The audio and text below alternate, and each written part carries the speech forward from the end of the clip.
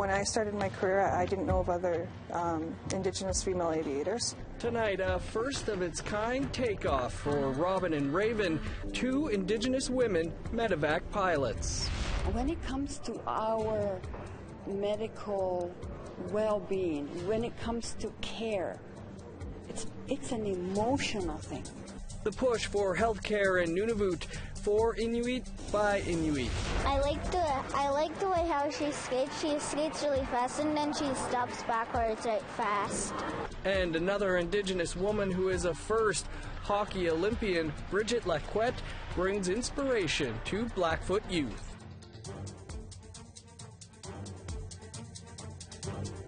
Good evening. Welcome to APTN National News. I'm Dennis Ward.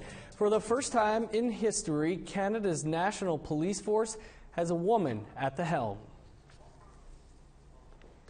Commissioner Lucky.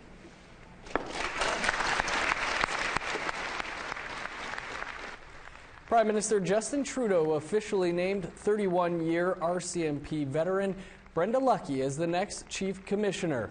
The appointment comes as the force grapples with complaints of racism and sexual discrimination. Trudeau says the move will promote gender equality at the RCMP.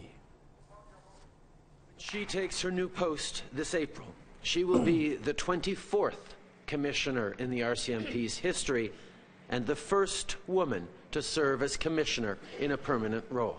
Prime Minister, I would like to thank you for having the confidence in me and, more importantly, for the support that you and Minister Goodale have shown and continue to show to my organization, to my RCMP.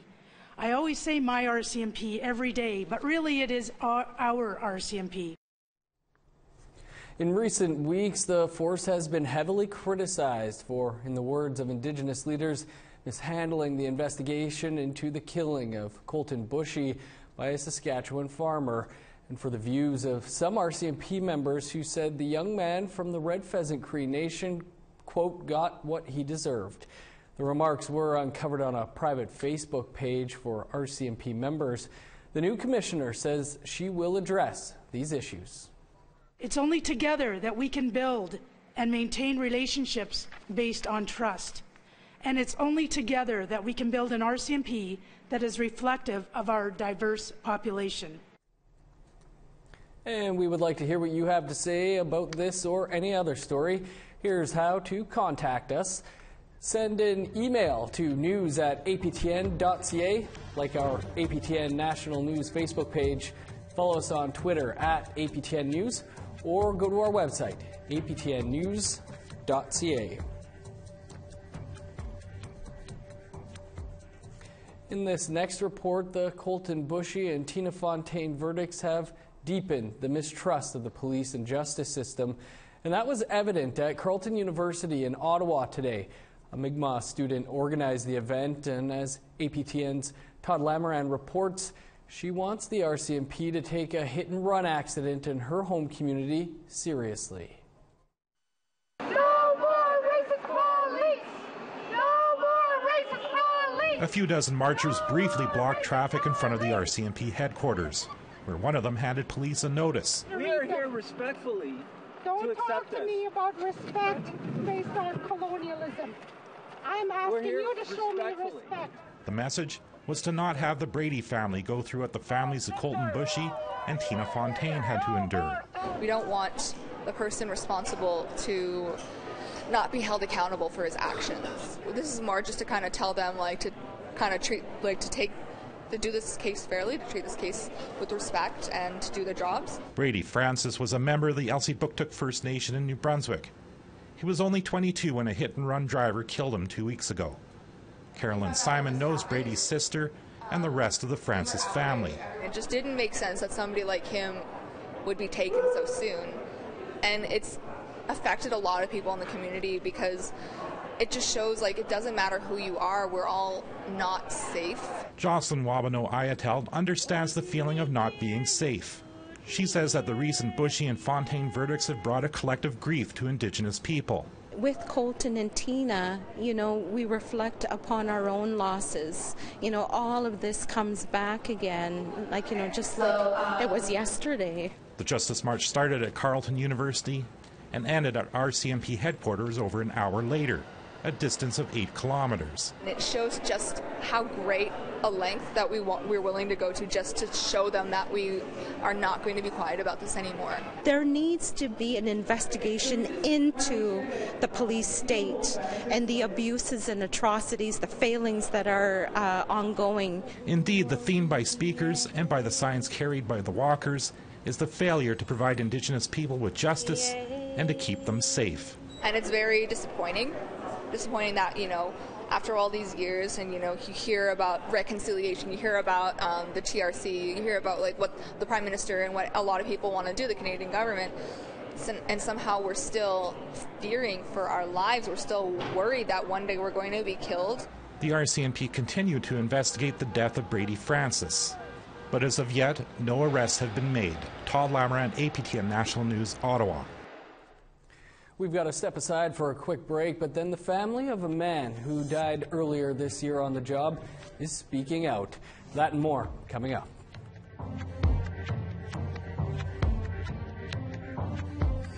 Here's a look at Saturday's weather forecast. Starting on the East Coast, cloudy and +1 in Fredericton and Halifax.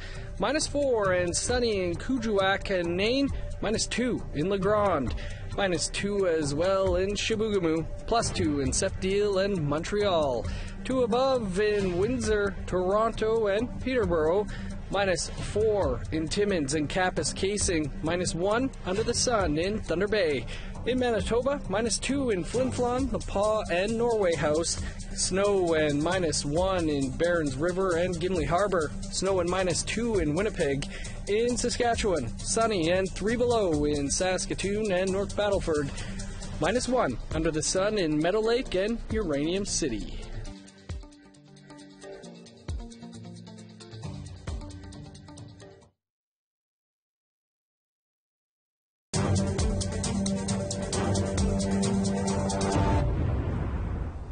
Welcome back. The Supreme Court of Canada has agreed to hear an appeal in the case of an Ontario trucker who was acquitted in the death of an Indigenous woman, Cindy Gladue, in an Edmonton hotel room.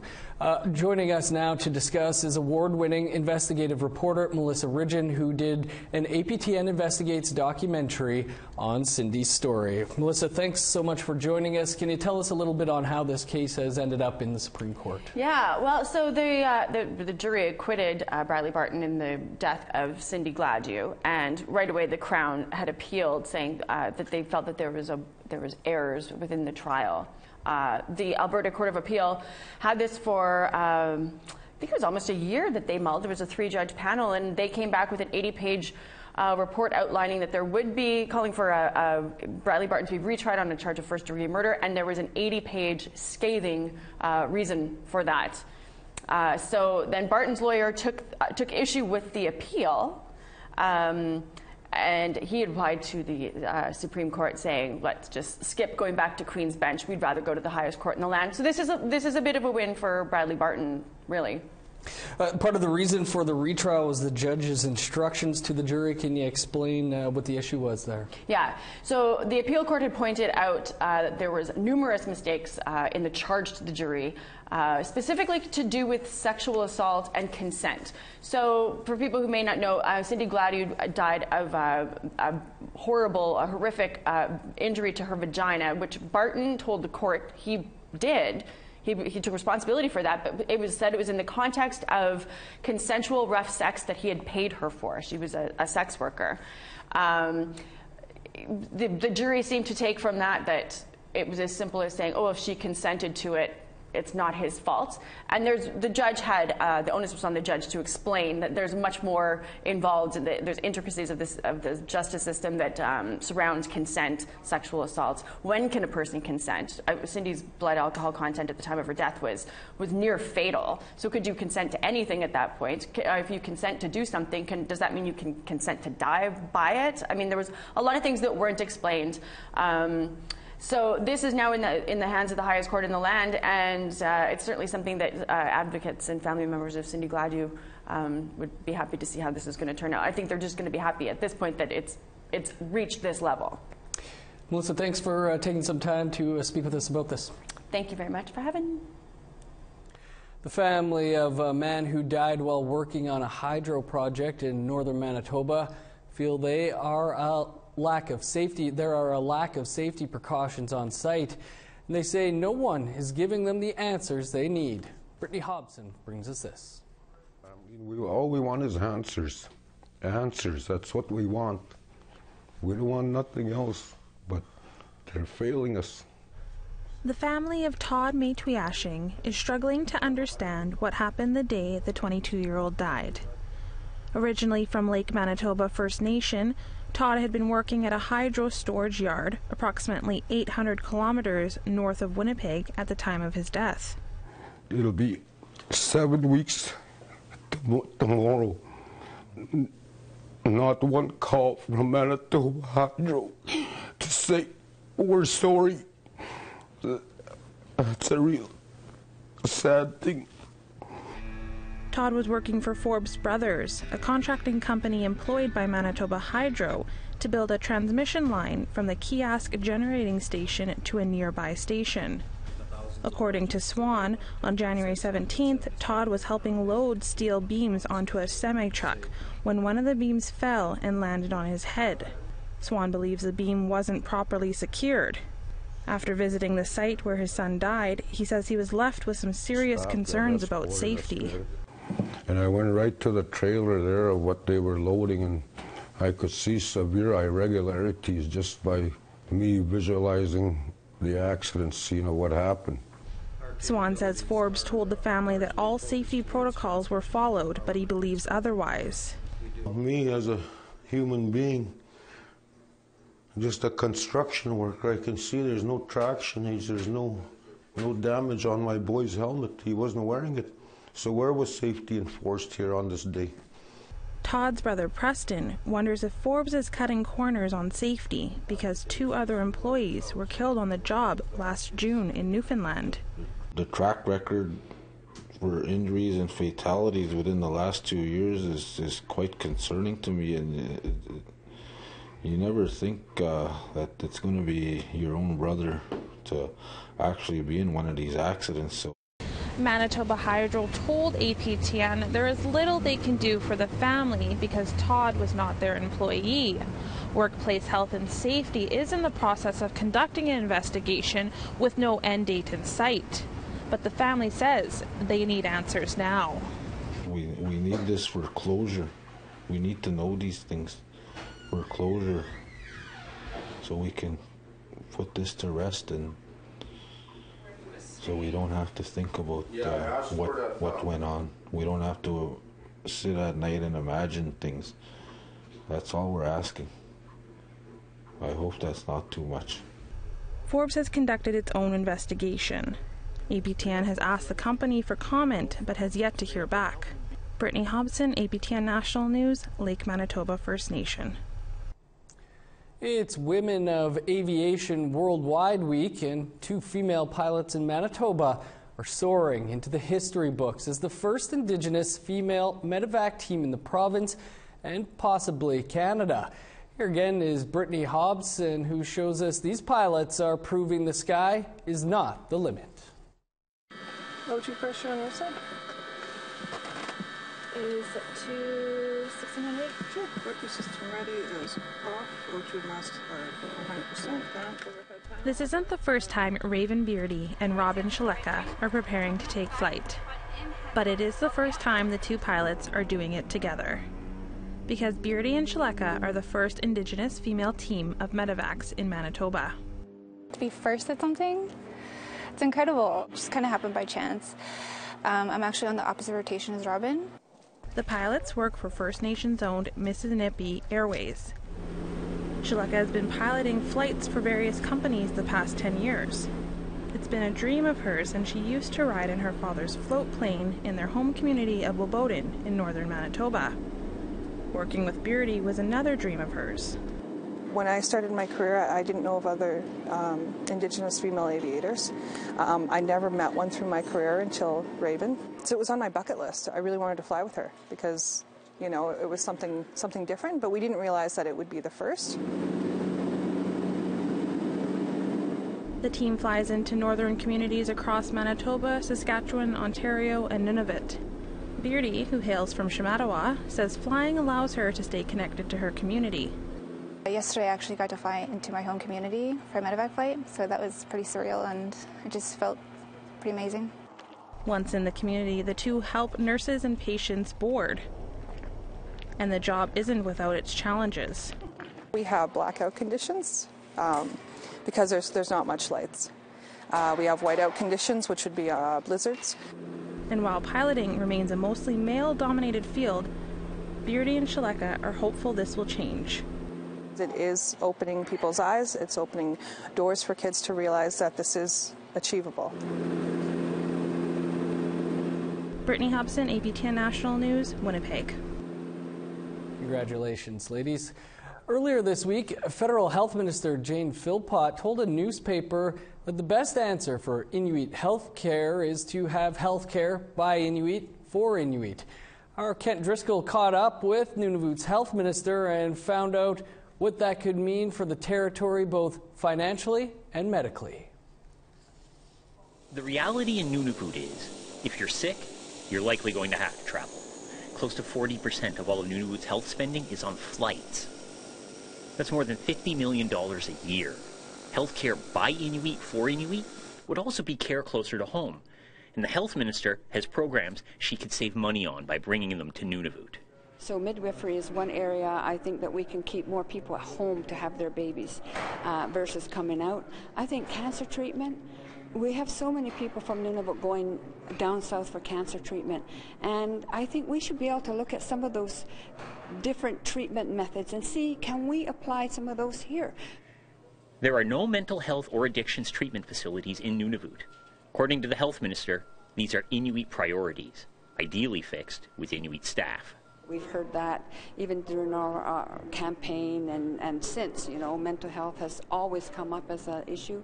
Addictions is another area. So, like, for example, we could look at addictions and say, well, how can we make that more Inuit specific? That $50 million a year on medical travel has grown every year since Nunavut was declared a territory and will likely continue to. It's also asked about at every single meeting of Nunavut's Legislative Assembly. But it isn't just the money. People simply heal better when they're at home. When it comes to our medical well-being, when it comes to care, it's an emotional thing. If I'm going to go and have cancer treatment, it's emotional. It's my emotions. But we have policies that relate to rules, but not always to the emotions of something. Right now, 49% of the health department's employees are Inuit, but most of them are in administrative positions, not delivering care. One way to that Inuit involvement is through local programs in Nunavut's smaller communities, run by and for Inuit. These wellness programs are run with the Inuit organizations as partners. We look at health-related wellness programs that we can offer at the community level by Inuit, by the community members. In 2007, this hospital opened in Iqaluit. The health minister's father is also a minister, religious, not political, and he opened the building with a prayer. He prayed for enough staff to run the place. Not much has changed in those 11 years, but with a federal push to train Inuit healthcare workers, maybe it can. Kent Driscoll, APTN National News, Iqaluit. Olympic silver medalist Bridgette Lacquette is taking her hardware on the road, visiting Blackfoot communities in southern Alberta. We'll catch up with her after the break.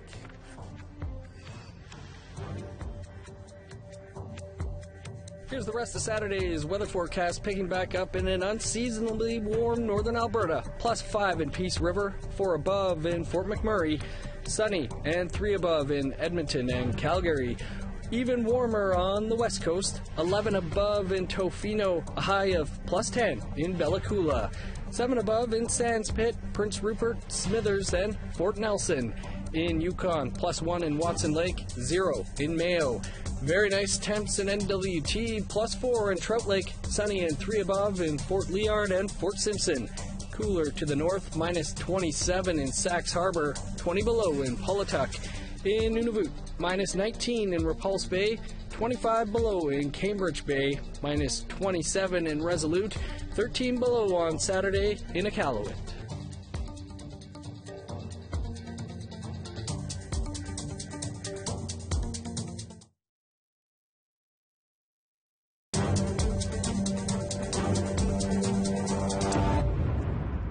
Welcome back. Bridgette Lacquette made history when she became the first First Nations woman to play on the Canadian Olympic hockey team. Now she's touring the country, inspiring Indigenous youth to do the same. This week, Lacquette is in southern Alberta visiting Blackfoot communities. Tamara Pimentel was there. Bring it in! An inspiring day for these future hockey players. The youth at Piikani Nation got the chance to meet and skate with Olympian Bridgette Lacquette. The first First Nations woman to play for Team Canada is now sharing her success. Here, she's running some drills and playing some cops and robbers. You know, when I was in their shoes, you know, I feel like I never really had that, you know, that person, I guess, that kind of had the same path that I did, you know, and, you know, I had Jordan Tutu to look up to, and definitely that was pretty cool too, but you know, I always admired the ladies on the national team, but there was really no one that kind of had the same kind of path and like came from a small community and it's First Nations. A path Lacquette says comes with obstacles. She says growing up she faced bullying and racism. Now she's a role model and inspiration. She said something like you could come from anywhere and do anything. I like the way how she skates. She skates really fast and then she stops backwards right fast. Making it to the NHL, playing in the Olympics, hoping to get drafted to Montreal Canadiens. Lacquette also visited Piikani Secondary School where she was honored with the Blackfoot name meaning beautiful eagle woman. They had an elder come in and she, you know, gave a prayer and honored me with a Blackfoot name, and honestly I had no idea that was going to happen, so it was very special to, I guess, to be part of the whole ceremony. Lacquette will continue to tour Blackfoot communities in southern Alberta. Following Piikani, she'll be visiting Siksika and the Blood Reserve, proudly wearing her silver medal and sharing her stories. My experience at the Olympic Games was pretty unbelievable. You know, it was a dream come true, and I've worked my whole life towards this. So, you know, to play and put that jersey on, and you know, to represent Canada, and not only Canada but my First Nations people, it's pretty amazing. And obviously, you know, we have the expectation of winning. In the bigger picture, I think that, you know, I feel like for myself, you know, making a positive impact on these kids and, you know, having all the support from back home and everyone reaching out, you know, that really, I guess that really comforted me a lot in the loss, and, you know, and then realizing that, you know, I made such an impact on these kids. So, you know, I feel like I really am winning. Tamara Pimentel, APTN National News, Piikani Nation. Great story. Those are some lucky kids and great work from Bridgette. That's all the time we have for this Friday. Tune in Sunday for APTN National News Weekend. And for news anytime, visit our website, aptnnews.ca. I'm Dennis Ward. Have a great weekend.